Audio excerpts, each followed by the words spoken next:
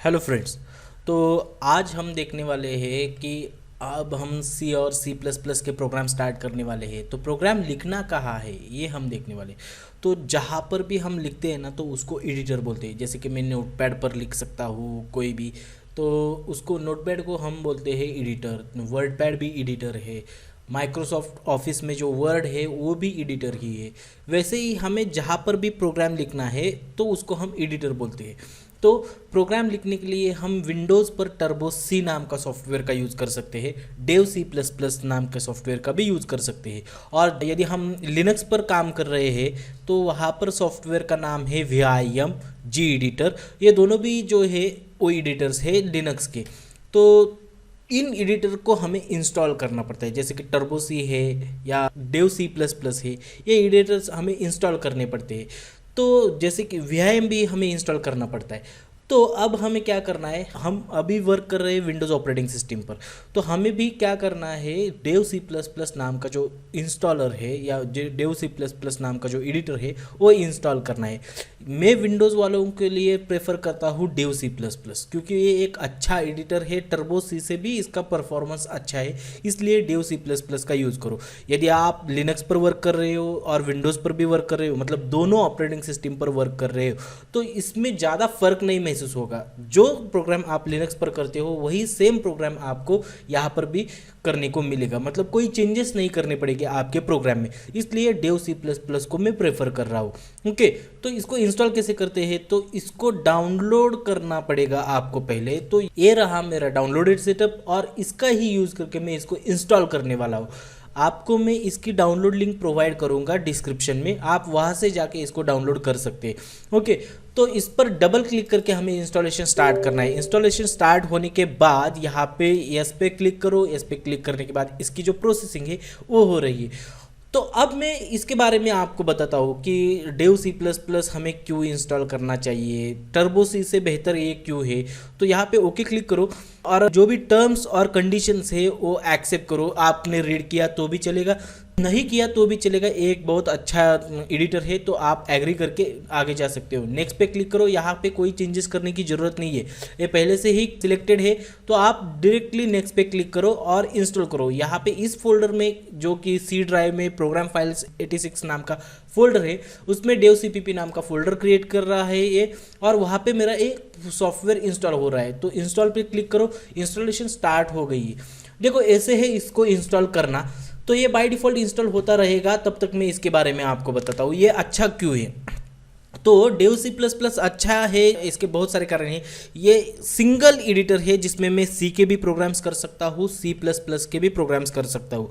और उसके साथ साथ यदि मेरे प्रोग्राम में कोई एरर्स है और आपको समझ में नहीं आ रही है ऐसे एरर्स, तो आप उसको डीबगर भी अटैच कर सकते हो, मतलब लाइन बाय लाइन इसका एग्जीक्यूशन देख सकते हो। उसके साथ साथ आप वेरिएबल की वैल्यूज़ भी चेक कर सकते हो, मतलब जैसे जैसे प्रोग्राम एग्जीक्यूट होता रहेगा आपके वेरिएबल्स की वैल्यू कैसे चेंज होती है ये भी आप देख सकते हो यूजिंग वॉच ऐड करके।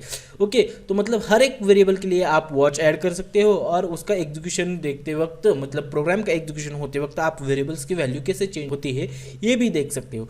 तो लेट्स सी, ये तो आपका अपना जो इंस्टॉलर है वो फिनिश हो चुका है, इंस्टॉलेशन कंप्लीट हो चुका है। तो फिनिश पर क्लिक करते हैं, यहाँ पे एक छोटी सी विंडो ओपन हो गई है। तो देखो यहाँ पे क्या है, तो नेक्स्ट पे क्लिक करो। मेरी जो लैंग्वेज है वो इंग्लिश ही चाहिए मेरे को, बाकी कुछ चेंजेस नहीं करने। तो नेक्स्ट पे क्लिक करो। यहाँ पे जो हमारा एडिटर है वो, उसमें जो हम प्रोग्राम करने वाले हैं उसकी फॉन्ट है कंसोलास, उसमें कोई चेंजेस करने हैं तो करो। ध्यान में रखो, चेंजेस जो भी किए वही आपको दिखाई देंगे। मेरा तो कहना ये है कि आप चेंजेस मत करो, यही अच्छी फॉन्ट है। जो कलर है वो क्लासिक है, जो बहुत अच्छे कलर है, ओके, और लुक्स भी अच्छे हैं। तो नेक्स्ट पे क्लिक करके आगे जाइए और ओके क्लिक करके फिनिश कीजिए। तो ये ओपन हो गया मेरा एडिटर। तो यहाँ पे आपको थोड़े से चेंजेस भी करने हैं। तो चेंजेस क्या करने हैं ये मैं बाद में बताऊंगा। पहले मैं क्या करता हूँ, इसका एक प्रोग्राम करके दिखाता हूँ, एग्जीक्यूशन भी करके दिखाता हूँ। सी का प्रोग्राम में लिखने वाला हूँ। एग्जीक्यूशन करने के बाद इसका आउटपुट भी हम देख लेंगे और फिर बाद में देखेंगे कि इसका एग्जीक्यूशन यूजिंग जो डिबगिंग प्रोसेस है वो कैसे होता है। ओके, मतलब डीबगर ऐड कैसे करना है ये मैं बाद में बताने वाला हूँ। तो सिंपली आपको यहाँ पे क्या करना पड़ेगा, एक न्यू फाइल जनरेट करनी पड़ेगी। ठीक है, और न्यू फाइल जनरेट करने के लिए आप यहाँ पे फाइल टैब पे जाके न्यू पर क्लिक करके सोर्स फाइल तैयार कर सकते हैं। यदि आपको सी या सी प्लस प्लस में कोई प्रोजेक्ट बनाना हो तो आप यहाँ पे प्रोजेक्ट पे जाके भी नया प्रोजेक्ट भी क्रिएट कर सकते हो। लेकिन मेरे को अभी प्रोजेक्ट नहीं बनाना, एक सिंपल सी सोर्स कोड चाहिए, एक सिंगल फाइल चाहिए, इसलिए मैं सोर्स फाइल सिलेक्ट कर रहा हूँ। इसकी जगह आपने Ctrl+N लिखा तो भी चलेगा, ये इसका शॉर्टकट है। हम प्रोग्रामर्स हैं, माउस की जगह हमें ज़्यादा से ज़्यादा कीबोर्ड का यूज़ करना चाहिए। सो अगले बार मैं आपको Ctrl+N से फाइल तैयार करके दिखाऊंगा, और अगली बार से मैं ज़्यादा से ज़्यादा शॉर्टकट्स का ही यूज़ करूंगा। आप भी यूज़ कीजिए शॉर्टकट्स का, क्योंकि ये टाइम कंज्यूमिंग प्रोसेस को कम कर रहा है। मतलब आप ईजीली कम से कम टाइम में ज़्यादा से ज़्यादा वर्क कर सकते हैं। तो यहाँ पे मैंने क्लिक किया तो एक फाइल जनरेट हो जाएगी, उसका नाम बाय डिफ़ॉल्ट Untitled1 आया है। लेकिन यहाँ पे मैंने ये यदि कोई लिखा तो वो जो फॉन्ट है वो बहुत छोटी दिख रही है, तो इसको मेरे को क्या करना है, बड़ा करना है। तो इसलिए मैं क्या करूँगा, यहाँ को सिलेक्ट करूँगा, और ये मेरा एडिटर है, मतलब यहाँ पे मैं राइटिंग करता हूँ। तो इसके सेटिंग कहाँ है, तो टूल्स में जाके आपको एडिटर ऑप्शंस में उसके सेटिंग्स मिल जाएंगे। तो ये हो गई एक छोटी सी विंडो ओपन, और यहाँ पे हम उसकी बहुत सारी सेटिंग्स देख सकते हैं जो एडिटर के बारे में है। ओके, तो यहाँ पे मेरे को फॉन्ट चेंज करनी है, फॉन्ट की साइज़ बढ़ानी है, तो मैं फॉन्ट ऑप्शन पर जाके उसकी साइज़ चेंज करता हूँ, जो कि मैं अभी 22 लिख लेता हूँ, और यहाँ पे मैं ओके क्लिक करता हूँ। बाकी कुछ चेंजेस मैं नहीं करने वाला। तो ये हो गई मेरी फॉन्ट ओपन, तो इसको मैं हटा देता हूँ। तो अब मेरे को क्या करना है, एक सिंपल प्रोग्राम करना है, और प्रोग्राम करने के बाद इसको एग्जीक्यूट करके दिखाना है। ओके, तो सी का प्रोग्राम है, इसलिए पहले हम तय करते हैं कि कौन सा प्रोग्राम करनी है। तो अभी हम एक छोटा सा सिंपल प्रोग्राम लेते हैं जो एडिशन का काम करने वाला है, मतलब एडिशन ऑफ 2 नंबर्स। तो यहाँ पे मैं डिस्क्रिप्शन लिखता हूँ इसका पहला, program for addition of 2 numbers. Okay, तो 2 नंबर के एडिशन करने के लिए हम प्रोग्राम यहाँ पे लिख रहे हैं। तो ये हो गया डिस्क्रिप्शन इसका, मतलब मैं कमेंट लाइन भी यहाँ पे दे दी है। कमेंट लाइन देने के बाद ये लिखा है, मतलब ये मेरे प्रोग्राम में कंसीडर नहीं होगा, ये हाइड हो गया है, लेकिन मेरे को तो दिख रहा है कि यहाँ पे ये प्रोग्राम किस लिए लिखा है, तो इसको हम कमेंट्स बोलते हैं। उसके बाद यदि कोई प्रोग्राम करना हो तो हमें 4 स्टेप्स फॉलो करने पड़ते हैं, और वो 4 स्टेप्स कौन कौन से हैं ये हम देखने वाले हैं। तो लेट्स स्टार्ट, वो स्टेप्स कौन कौन से हैं ये देखते हैं। तो स्टेप 1 है जिसे हम कहते हैं इंफॉर्मेशन गैदरिंग, और इसको ही हम रिसोर्स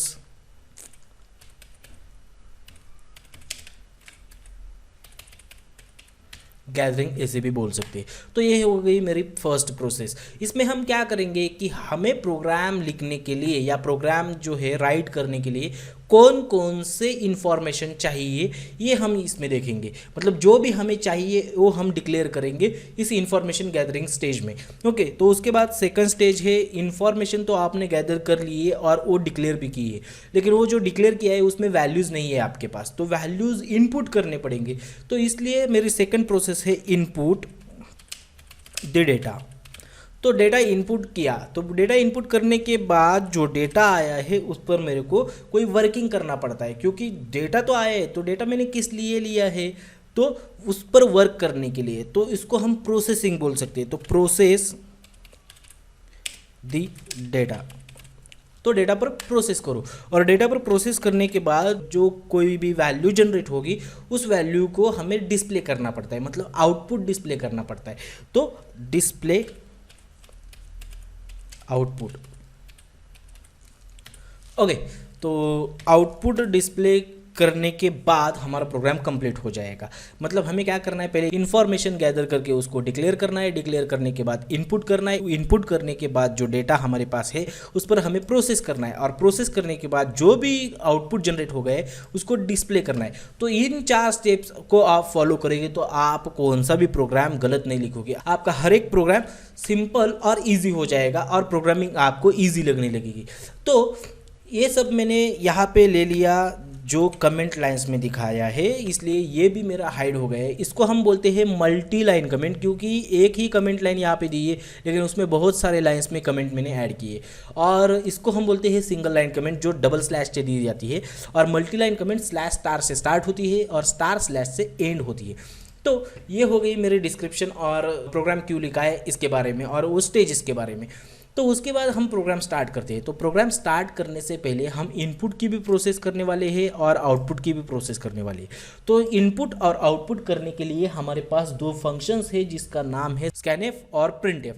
तो इन दोनों फंक्शन का यूज़ करना है। लेकिन मैंने पिछले वीडियो में बताया था कि यदि आपको ये दोनों फंक्शंस अपने प्रोग्राम में यूज़ करने हैं तो आपको एक हेडर फाइल इंक्लूड करनी पड़ती है। तो वो हेडर फाइल कौन सी है? तो वो है हैश include stdio.h। तो stdio.h का लॉन्ग फॉर्म भी मैंने बताया था, std for standard, i for input, o for output. तो ये जो दोनों फंक्शंस है स्कैनएफ और प्रिंटएफ, वो दोनों के दोनों स्टैंडर्ड इनपुट आउटपुट फंक्शंस है, इसलिए stdio.h हेडर फाइल हमने इंक्लूड की। मतलब दोनों के दोनों जो फंक्शंस है स्कैनएफ और प्रिंटएफ, इन दोनों की definition already stdio.h header file में प्रेजेंट है। मतलब कंपाइलर को यदि स्कैनएफ और प्रिंटएफ की डेफिनेशन चाहिए तो वो उस हेडर फाइल में जाके उसको चेक कर सकता है। ओके, तो ये हो गई मेरी header file include. Header file include करने के बाद हमें एक कंपलसरी फंक्शन को यूज़ करना पड़ता है जिसका नाम है मेन। तो इंट मेन लिखा। तो इंट मेन लिखने के बाद उसको जो ब्रैकेट्स है, बॉडी, ओपनिंग ब्रैकेट से क्लोजिंग ब्रैकेट, जो करली ब्रैकेट्स होने चाहिए वो लिखता हूँ। तो इस बॉडी में हमें एडिशन का प्रोग्राम लिखना है। तो एडिशन का प्रोग्राम लिखने के लिए हमें ये 4 स्टेप्स फॉलो करने हैं और ये 4 स्टेप 1 बाय 1 इन्हीं सीक्वेंस से हमें फॉलो करने हैं। तो देखते हैं स्टेप्स में क्या क्या है। तो इन्फॉर्मेशन गैदरिंग और रिसोर्सेज गैदरिंग। ओके, तो रिसोर्स गैदरिंग या इन्फॉर्मेशन गैदरिंग में हमें एक्चुअल में क्या करना है कि हमें एडिशन करनी है। तो उसके लिए हमें क्या क्या चाहिए ये इन्फॉर्मेशन हमें पहले देखना है। तो देखिए, एडिशन करना है तो 2 नंबर की एडिशन हमें करना है। तो 2 नंबर तो हमारे पास चाहिए। यदि 2 नंबर चाहिए तो वो स्टोर करने के लिए 2 वेरिएबल्स भी चाहिए। मतलब मेरे पास 2 वेरिएबल्स होने चाहिए और उसके साथ साथ उन दोनों की एडिशन करने के बाद जो एडिशन है वो स्टोर करने के लिए मेरे को एक एक्स्ट्रा वेरिएबल चाहिए। ओके, तो कुल मिलाकर मेरे को अभी 3 वेरिएबल्स चाहिए। तो तीनों के तीनों वेरिएबल्स में इंटीजर टाइप के डिक्लेयर कर देता हूँ जिसका नाम है a, b और c। ओके, तो तीनों के तीनों वेरिएबल्स मैंने डिक्लेयर कर लिए हैं जिसके नाम है a, b और c, जो तीनों की तीनों इंटीजर टाइप की है। तो अब मेरे इन्फॉर्मेशन गैदरिंग की जो स्टेज है वो ख़त्म हो चुकी है, क्योंकि मेरे को जो जो चाहिए था वो मैंने यहाँ पे डिक्लेयर कर लिया है। इसके अलावा मेरे को कुछ नहीं चाहिए। ओके, तो अब मेरे को क्या करना है, जो सेकंड प्रोसेस है या सेकंड स्टेज है वो कंप्लीट करना है। मतलब इनपुट द डेटा। मतलब अभी तो मेरे पास वेरिएबल्स है a, b, c, इन तीनों में जो भी वैल्यू है वो गार्बेज वैल्यू है। मुझे हमारा इनपुट उसमें स्टोर करना है। मतलब अब इनपुट की प्रोसेस करनी है। 2 वैल्यूज़ मेरे को चाहिए एडिशन करने के लिए जो a और b में स्टोर करने वाला हो। लेकिन ये करने के लिए मेरे को इनपुट फंक्शन का यूज़ करना पड़ता है। तो मैं यहाँ पे डायरेक्टली लिखता हूँ स्कैनएफ, और स्कैनएफ लिखने के बाद जो 2 वैल्यूज़ आने वाली है %d और उसके बाद इसका डबल कोट रह गया। तो डबल कोट में हमें %d लिखना है। 2 वैल्यूज़ आने वाले हैं इंटीजर टाइप के, इसलिए यहाँ पे टाइप स्पेसिफायर %d लिखा जो इंटीजर का ही है। ओके, और 2 वैल्यूज आने वाले हैं इसलिए 2 बार लिखा है। उसके बाहर मतलब डबल कोट के बाहर अब मुझे कॉमा देना है और ये जो पहला %d है उसमें मेरे एक वैल्यू आने वाली है और दूसरे %d में भी मेरी एक वैल्यू आने वाली है। तो पहला %d जो है उसकी वैल्यू मेरे को ए में स्टोर करनी है, मतलब ए के एड्रेस पर स्टोर करनी है। तो एड्रेस कैलकुलेट करने के लिए मेरे पास एम्परसैंड नाम का सिंबल है जो है ए, और उसके बाद मेरे को जिस वेरिएबल में स्टोर करना है उस वेरिएबल का नाम लिखना पड़ता है। तो एम्परसैंड ए लिखा। वैसे ही कॉमा से सेपरेटर हमें एम्परसैंड बी भी लिखना पड़ेगा, क्योंकि जो दूसरा %d है उसकी वैल्यू मेरे को बी में स्टोर करनी है। तो ये लिखने के बाद बाहर आपको सेमीकोलन देना पड़ेगा। लेकिन ध्यान में रखिए, आपका प्रोग्राम एग्जीक्यूट हो गया तो आपको डायरेक्टली वैल्यूज़ देने हैं। मतलब प्रोग्राम एग्जीक्यूट हो गया है और खुद ब खुद स्टॉप हो गया है, क्योंकि वो आपके इनपुट का इंतज़ार कर रहा है। आपके लिए उसने मैसेज भी कुछ नहीं दिया, मतलब एंटर करो दो वैल्यूज़, ऐसे कुछ नहीं बोला है। तो आपको यदि समझ में नहीं आएगा कि आपको क्या करना है, प्रोग्राम तो स्टॉप हो गया है, तो इसकी वजह से इस स्टेटमेंट से पहले आपको एक स्टेटमेंट लिखना पड़ेगा जो आपके लिए मैसेज होगा। जैसे कि प्रिंटएफ में आप मैसेज देंगे एंटर टू वैल्यूज़। ओके, तो मेरा मैसेज तो कंप्लीट हो गया है। कंप्लीट होने के बाद मैं अब नेक्स्ट लाइन पे लिखूंगा कि आपको पहले देखो ये मैसेज प्रिंट हो जाएगा एंटर टू वैल्यूज़, और उसके बाद आप दो वैल्यूज़ एंटर करोगे। दो वैल्यूज़ में से पहली वैल्यू इस परसेंटेज डी में आएगी और दूसरी वैल्यू इस परसेंटेज डी में आएगी। जो पहला परसेंटेज डी है उसकी वैल्यू ए के एड्रेस में रिप्लेस हो जाएगी, और जो दूसरा परसेंटेज डी है उसकी वैल्यू बी के एड्रेस पर स्टोर की जाएगी या रिप्लेस हो जाएगी। मतलब इन दोनों में अब वैल्यूज़ आ गए हैं। तो अब इनपुट की प्रोसेस तो मेरी खत्म हो चुकी है। अब मेरे को उस इनपुटेड डेटा पर, जो डेटा इनपुट किया है उस पर प्रोसेस करना है। ओके, तो प्रोसेस क्या है? एक्चुअली हमने प्रोग्राम किस लिए लिखा था? तो एडिशन के लिए, मतलब मेरे को एडिशन करनी है। तो डेटा किस में है? दो वेरिएबल्स में, जो जिसका नाम है ए और बी, तो इनके एडिशन करनी है। तो मैं डायरेक्टली लिखता हूँ ए प्लस बी। ओके, तो ए प्लस बी लिखा, और ए प्लस बी मतलब ए और बी के एडिशन करने के बाद जो वैल्यू जनरेट होगी वो स्टोर करने के लिए मैंने ऑलरेडी एक वेरिएबल डिक्लेयर किया है जिसका नाम है सी। तो सी को असाइन करनी पड़ेगी, और असाइन करने के लिए हम असाइनमेंट ऑपरेटर का यूज़ कर सकते हैं जो है इक्वल टू। इसको हम असाइनमेंट ऑपरेटर बोलते हैं। मतलब ये स्टेटमेंट एग्जीक्यूट होते हुए क्या करेगा?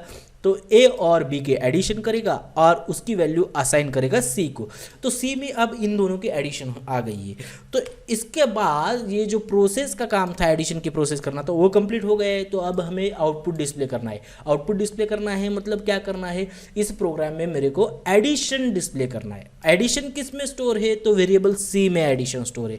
तो इसी की वैल्यू हमें डिस्प्ले करनी है। डिस्प्ले करनी है मतलब आउटपुट डिस्प्ले करना है, और आउटपुट के लिए हमारे पास फंक्शन है प्रिंटएफ, उसका यूज करूंगा। तो प्रिंटएफ, और प्रिंटएफ में हमें क्या करना है? सी की वैल्यू डिस्प्ले करनी है। लेकिन सी की वैल्यू डायरेक्टली डिस्प्ले करने से पहले मैं इसमें एक मैसेज भी दूंगा कि क्या डिस्प्ले करने वाला हूं मैं। तो एडिशन, तो एडिशन इज इक्वल टू सी की वैल्यू डिस्प्ले होने वाली है। तो परसेंटेज डी और उसके बाहर लिखूंगा सी। ओके, तो इसका मतलब क्या है? ये मैसेज प्रिंट हो जाएगा जो डबल कोट में लिखा है एडिशन इज इक्वल टू, और डबल कोट में जो परसेंटेज डी है उसकी जगह सी की वैल्यू रिप्लेस की जाएगी। ओके, तो एडिशन इज इक्वल टू और यहाँ पे सी की वैल्यू रिप्लेस की हुई डिस्प्ले हो जाएगी। तो ये हो गया मेरा प्रोग्राम। अब मैं प्रोग्राम कंपाइल कर देता हूँ। इस कंपाइल करने के बाद यदि ये प्रोग्राम सही है या गलत है ये हमारा कंपाइलर बताएगा। तो यहाँ पे ऑप्शन है एग्जीक्यूट, उसको क्लिक करो, और उस पर क्लिक करने के बाद जो फर्स्ट ऑप्शन है कंपाइल उसको क्लिक करो। यहाँ पे इसके शॉर्टकट्स भी दिए हैं, आप इनके शॉर्टकट्स का भी यूज़ कर सकते हो। अगली बार मैं ये शॉर्टकट्स का यूज़ करने वाला हूँ। हम प्रोग्रामर्स है, प्रोग्रामर कभी भी माउस का ज़्यादा यूज़ नहीं करते, तो आपको भी जो कीबोर्ड शॉर्टकट्स है उसका ही यूज़ करना है। तो मैं यहाँ पे अभी क्लिक कर देता हूँ। तो मेरा प्रोग्राम कंपाइल करने से पहले बोल रहा है कि आपको प्रोग्राम सेव करना पड़ेगा। तो मैं इसका नाम देता हूँ एडिशन डॉट सी। तो एडिशन डॉट सी से मैं ये सेव करा, और सी का प्रोग्राम है इसलिए डॉट सी एक्सटेंशन दिया है। तो मेरा प्रोग्राम कंपाइल हो चुका है। आप यहाँ पे देख सकते हो कि एरर्स 0 है और वार्निंग्स भी 0 है। मतलब मेरा प्रोग्राम सक्सेसफुली कंपाइल हो चुका है। इसमें एक भी एरर नहीं है और एक भी वार्निंग नहीं है। यदि आपको भी ऐसा program without error without warning लिखना है तो आप ध्यान में रखिए कि जो फंक्शन हमने यूज़ किया है मेन, उसमें जो स्टेटमेंट्स हमने दिए उसका हर स्टेटमेंट का एंड सेमीकोलन से करना चाहिए। ओके, तो ये एक ज़्यादा ध्यान में रखो कि आपका सेमीकोलन कहीं रह ना जाए। ओके, तो मेरा प्रोग्राम तो सक्सेसफुली कंपाइल हो चुका है। मेरे को एग्जीक्यूट करना है, मतलब रन करना है प्रोग्राम। तो मैं फिर एक बार एग्जीक्यूट ऑप्शन में जाऊँगा और रन पर क्लिक करूँगा। आप F10 का भी यूज़ कर सकते हो। ओके, तो रन पे क्लिक किया। जो मेरा यहाँ पे मैसेज दिया था, मतलब रन करने के बाद कंपाइलर डायरेक्टली मेन को एग्जीक्यूट कर देता है। मतलब एग्जीक्यूशन हमारे प्रोग्राम का मेन से स्टार्ट होता है। तो मेन में आया, उसने 3 वेरिएबल्स डिक्लेयर किए। 3 वेरिएबल्स डिक्लेयर करने के बाद इसने एक मैसेज भी प्रिंट किया है कि एंटर 2 वैल्यूज़, जो मैसेज यहाँ पे डिस्प्ले हो गया है। तो इसमें हमें 2 वैल्यूज़ देने हैं, जो है 12 स्पेस से सेपरेट करो, दूसरी वैल्यू 6। ओके, और एंटर करो। तो एंटर करने के बाद जो पहली वैल्यू है 12 वो इस परसेंटेज डी में आई, और उसने स्टोर की ए के एड्रेस को, मतलब 12 वैल्यू आई ए में। और जो सेकंड वैल्यू थी तो वो 6 थी, वो इस परसेंटेज डी में आई, और वो 6 वैल्यू बी में स्टोर हो गई। ओके और ये स्टोर होने के बाद जो a प्लस बी है मतलब 12 प्लस 6 इसकी एडिशन c में स्टोर हो गई जो हो गई 18 और ये ही वैल्यू c की डिस्प्ले की है addition is equal to percentage D और परसेंटेज डी की जगह c की वैल्यू रिप्लेस की है मतलब एडिशन इज इक्वल टू 18 और ये रहा मेरा program addition is equal to 18 ये मेरा आउटपुट आ गया है। ओके तो ये हो गया इसके बारे में। अब मैं बताता हूँ कि इसको हम डिबग कैसे कर सकते हैं। तो डिबग करने के लिए आपको थोड़ी सी सेटिंग चेंज करनी पड़ेगी। तो सेटिंग चेंज करने के बाद आपको यहाँ पे दिखाई देगा कि ये लाइन एग्जीक्यूट हो गई, ये हो गई, ये हो गई, मतलब लाइन बाय लाइन आप एग्जीक्यूशन देख सकते हो। उसके साथ साथ वेरिएबल्स के वैल्यूज जो हो मतलब ए के, बी के, सी के वो चेंज कैसे हो सकते हैं ये भी देख सकते हो। तो उसके लिए हमें क्या करना है तो सिंपल है, देखो यहाँ पे एग्जीक्यूट ऑप्शन बताया था उसके ही साइड में टूल्स का ऑप्शन है। टूल्स के ऑप्शन में जाके आपको कंपाइलर ऑप्शन सिलेक्ट करना है और कंपाइलर ऑप्शन सिलेक्ट करने के बाद यहाँ पे आप देख सकते हो TDM GCC 4.9.2 64 बिट रिलीज नाम का एक ऑप्शन है। इसी ऑप्शन में जनरल टैब में आपको यहाँ पर सिलेक्ट करना है। ये भी सिलेक्टेड ही रहने दीजिए, इसको अनसिलेक्ट मत करिए। ओके तो यहाँ पे सिलेक्ट करो और यहाँ पे सिंपल एक -G प्लेस करो। ओके तो -G प्लेस करने के बाद इसी के सेटिंग में जाओ। सेटिंग में जाने के बाद यहाँ पे लिंकर टैब है, लिंकर टैब ओपन करो। लिंकर टैब ओपन करने के बाद आपको यहाँ पे एक ऑप्शन दिखाई देगा कि जनरेट डिबगिंग इंफॉर्मेशन। तो डिबग की जो इंफॉर्मेशन है वो जनरेट करने के लिए यहाँ पे आपको नो को एस करना है। ओके ये ऑप्शन सेलेक्ट करने के बाद आप यहाँ पे ओके क्लिक कीजिए। ओके क्लिक करने के बाद फिर एक बार टूल्स में जाइए, कंपाइलर ऑप्शंस में जाइए, वही जाइए और यहाँ पे जो रिलीज का ऑप्शन था उसके ही नेक्स्ट में डिबग का ऑप्शन है वो सिलेक्ट कीजिए और सिलेक्ट करने के बाद यहाँ पे सिलेक्ट कीजिए और फिर एक बार ओके। यहाँ पे -G नहीं लिखना है, इसके सेटिंग्स चेंज नहीं करनी है। ओके तो डिबग के ऑप्शन में सिर्फ यहाँ पे क्लिक करना है और ओके करना है। ओके तो ये सेटिंग चेंज होने के बाद ये हो गया हमारी कंप्लीट सेटिंग। अब हमें इसका जो लाइन बाय लाइन एग्जीक्यूशन है वो देखना है। तो वो देखने के लिए हम क्या करेंगे, डिबगिंग स्टार्ट करने के लिए हमें डिबगिंग कहाँ से स्टार्ट करनी है ये बताना पड़ता है। तो मैं इंट मेन से डिबगिंग स्टार्ट करना चाहता हूँ। तो ये जो ग्रे एरिया है जिसमें लाइन नंबर्स लिखे हैं वहाँ पे मेरे को जिस लाइन से डिबगिंग स्टार्ट करना है उस लाइन पे क्लिक करना है। तो मैंने यहाँ पे क्लिक किया क्योंकि जो इंट मेन की लाइन है लाइन नंबर 11 वहाँ से मेरा डिबगिंग स्टार्ट करना है। तो यहाँ पे क्लिक करने के बाद यहाँ पे रेड एरिया मतलब जो लाइन थी उसका कलर रेड हो गया है, मतलब यहाँ से डिबगिंग स्टार्ट होने वाली है। तो अब डिबग करना है हमें, मतलब डिबगर तो यहाँ से स्टार्ट हो जाएगा लेकिन डिबग कहाँ से करें। तो यहाँ पे जो ये ऑप्शन है जो टिक है तो उसका यूज वहाँ पर क्लिक करके हम डिबगिंग स्टार्ट कर सकते हैं। यदि इसके लिए शॉर्ट फॉर्म भी है जो है F5 प्रेस करके भी आप डिबगिंग स्टार्ट कर सकते हो। और तीसरा ऑप्शन है आप फिर एक बार एग्जीक्यूट में जाओ और एग्जीक्यूट में आपको यहाँ पे डिबगिंग का ऑप्शन मिलेगा, यहाँ भी क्लिक करके आप डिबग कर सकते हो। ओके तो मैं अभी यहाँ से कर देता हूँ, अगली बार से मैं F5 का यूज़ करूँगा। तो डिबग किया तो डिबगिंग स्टार्ट हो चुका है। देखिए यहाँ पे एक लाइन आ चुकी है जो ब्लू कलर की लाइन है जो प्रिंटफ पर एलोकेट हो गई है। मतलब इसने क्या किया है, यहाँ से डिबगर स्टार्ट हो गया, यहाँ से डिबगर स्टार्ट होने के बाद ये लाइन एग्जीक्यूट हो चुकी है। मतलब ये जो वेरिएबल्स थे ABC वो डिक्लेयर हो चुके हैं और अब हमारा जो स्टेटमेंट है प्रिंटफ एंटर टू वैल्यूज ये एग्जीक्यूट हो चुका है। ये डिबगिंग स्टार्ट हो चुका है और यहाँ पे एक ब्लैक स्क्रीन भी आई है जो है A। ओके मतलब ये जो प्रिंटफ का स्टेटमेंट है वो अभी तक एग्जीक्यूट नहीं हो चुका। मैं ये दोनों भी स्क्रीन आपको वन टाइम दिखा देता हूँ कि कैसे एग्जीक्यूट होगा या आपको पता चल जाएगा। ओके तो देखिए यहाँ पे मैंने दोनों स्क्रीन आपको स्क्रीन पर दिखा चुका हूँ। तो यहाँ पे मेरा डिबगिंग का ब्लैक स्क्रीन है और इस यहाँ पर मेरा प्रोग्राम का एग्जीक्यूशन हो। अभी मेरे को यहाँ पे क्या करना है, लाइन बाय लाइन एग्जीक्यूशन दिखना है। मतलब ये तो बाय डिफॉल्ट हो गया क्योंकि यहाँ पे कुछ ऐसा नहीं था जो मैं प्रोसेस करना चाहता हूँ, ये डिक्लेरेशन था, ये बाय डिफॉल्ट हो जाएगा। ओके तो इसके बाद ये जो प्रोसेस है प्रिंटिंग की वो मेरे को एग्जीक्यूट करनी पड़ेगी और ये एग्जीक्यूट करने के लिए मतलब ये जो ब्लू लाइन है वो हमें बता रही है कि ये स्टेटमेंट अभी एग्जीक्यूट होने वाला है, अभी हुआ नहीं है। तो ये एग्जीक्यूट करने के लिए हमें क्या करना है, इसका एग्जीक्यूशन कंप्लीट करके इसको नेक्स्ट लाइन पे भेजना है। इसलिए यहाँ पे नेक्स्ट लाइन नाम का जो ऑप्शन है उसको सिलेक्ट करना है। तो मैं सिलेक्ट कर देता हूँ, देखो चेंजेस क्या होते हैं। जैसे मैं यहाँ पे सिलेक्ट करूँगा यहाँ पे आप देख लीजिए चेंजेस क्या होते हैं, यहाँ पर स्क्रीन है आपके पास। ओके तो नेक्स्ट लाइन पर क्लिक किया और नेक्स्ट लाइन पर क्लिक करने के बाद यहाँ पे एक मैसेज आ गया। यहाँ पे मैसेज छोटा दिख रहा है, मैं इसको बड़ा कर देता हूँ। ओके तो यहाँ पे मैंने ये मैसेज आपको दिखाया एंटर टू वैल्यू जो इस प्रिंटफ में प्रिंट किया है। तो ये मैसेज आने के बाद आप यहाँ पे क्या करेंगे तो दो वैल्यूज़ इंसर्ट करेंगे। जैसे कि मैं यहाँ पे वैल्यूज़ दे रहा हूँ 12 और 6 और एंटर। ये अभी तक वैल्यू यहाँ पे दिखाई नहीं देगी, ओके, क्योंकि मैंने यहाँ पे नेक्स्ट लाइन क्लिक नहीं किया है। मैं एक बार यहाँ पे नेक्स्ट लाइन क्लिक करता हूँ तो यहाँ पर वैल्यू आपको दिखाई देगी। यदि आप पहले नेक्स्ट लाइन क्लिक करें और फिर वैल्यू दे तो भी चलेगा, कोई बात नहीं, ओके। मतलब ये स्टेटमेंट एग्जीक्यूट हो गया। जो 12 वैल्यू है वो वेरिएबल ए में स्टोर हो गई, जो 6 वैल्यू है वो वेरिएबल बी में स्टोर हो गई। अभी मेरे पास दो वेरिएबल्स थे, उसकी वैल्यू है एक की 12 और एक की 6।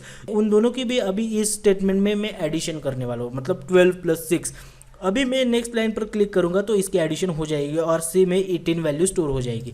तो देखिए सी में 18 वैल्यू आ गई है, लेकिन अभी तक डिस्प्ले का जो स्टेटमेंट था printf वो एग्जीक्यूट नहीं हो गया, इसलिए यहाँ पे डिस्प्ले नहीं हो गई ये वैल्यू, ओके। जैसे ही मैं नेक्स्ट लाइन पर क्लिक करूंगा यहाँ पे ये स्टेटमेंट आपको मिल जाएगा। देखो नेक्स्ट लाइन और यहाँ पे एडिशन = 18 का आंसर आपको मिल गए। तो ये है डिबगिंग की प्रोसेस। नेक्स्ट लाइन किया तो यहाँ पे प्रोग्राम एंड हो चुका है, इसलिए नेक्स्ट लाइन पे नहीं जाएगा।